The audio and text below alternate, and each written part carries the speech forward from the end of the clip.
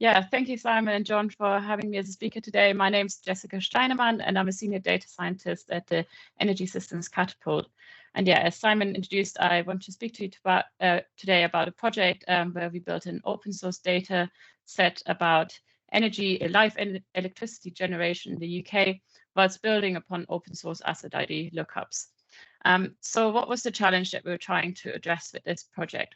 Over the past years, various organizations in the energy system have invested in creating open data platforms, for example, National Grid or UK Power Networks. These provide great insights into what's happening in parts of the energy system, but if you want to get closer to a digital twin of this, many different data sources need to be joined together to generate additional value. And we were aware of an existing open source tool that was seeking to address part of this challenge by mapping energy data sets together. This is the Power Station Dictionary that was built by Ayrton Bourne, who may be in the audience today, I don't know for sure. But looking across multiple other open source projects related to the energy sector, this resource didn't always appear to be used effectively by others, leading still to duplication of work. And that's kind of why we wanted to understand how we could make this situation better. So let me briefly introduce the Power Station Dictionary. It's an open source tool that provides a mapping of asset IDs between various generators within the UK's electricity system. And here on the right-hand side, you can see sort of an example page of it and how it kind of brings together the different IDs from the different data sets, allowing users to join data together more easily. And speaking to one of the people involved, they explained to me that it was the objective to help create a world where data could flow wherever electricity flows. So if someone had already gone and invested all this time in building this great tool, why wasn't everyone using it? And how could we help kind of changing that situation? That's kind of the objective that we wanted to address with this brief project.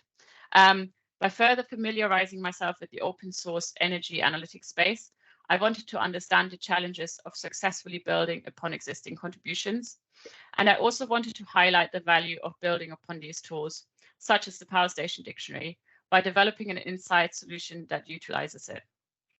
And to do so, I set myself the target to publish a new data set and an associated data pipeline about live electricity generation in the UK. And by doing so, I also wanted to connect with other data scientists with similar interests and contribute to their projects where there was kind of a fit and overlap. The approach I chose was to really try and use open source energy data in anger.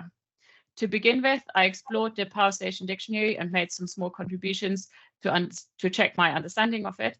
And I then went to identify the potential data sources that could be used to generate the live generation data set.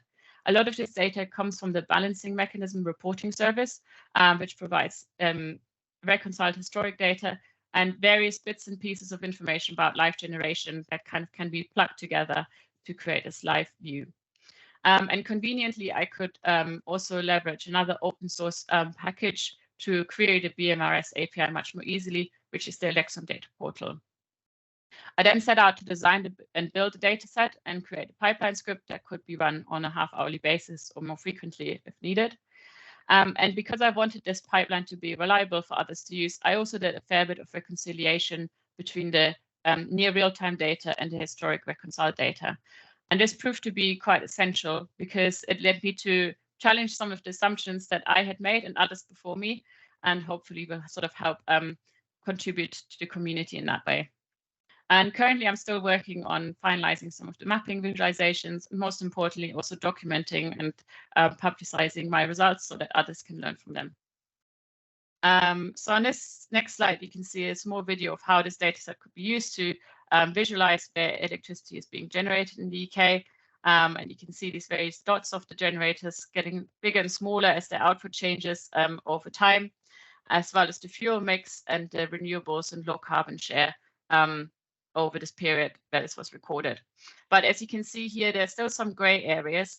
And as this highlights very clearly is because it's an open source dictionary, there is a need for the community to continue contributing to it because new generators might come into the system.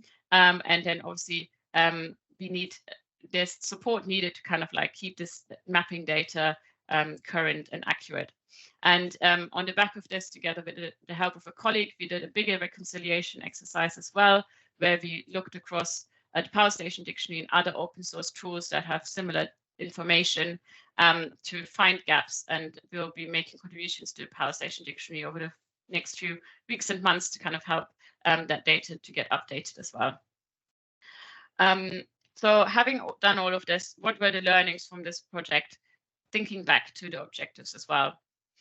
One thing's for sure, using the open source asset mappings from the Power Station Dictionary was invaluable in building this live generation dataset, because it just saved hours, if not days of time, and sometimes quite intensive research, finding like those last few nuggets of information of where a small wind farm is located, for example. However, it also became clear that maintaining such a tool takes a lot of effort and time and contributions from an active community to make it a success long term. It's important to find good use cases of how these assets, or this dictionary in this instance, can be used and publicize it continuously so that it stays front and center of people's mind when they start a new project and people don't just start from scratch again. I also learned that the documentation of existing open source datasets is a big challenge. And this applies not only to the open source datasets, but also those maintained by companies. And because value is often only unlocked once these datasets are being merged together, the documentation that sits alongside it and puts it into context is really key. And when publishing this pipeline script, I'm hoping to provide additional information for the community to build on in the future from the learnings that I've had.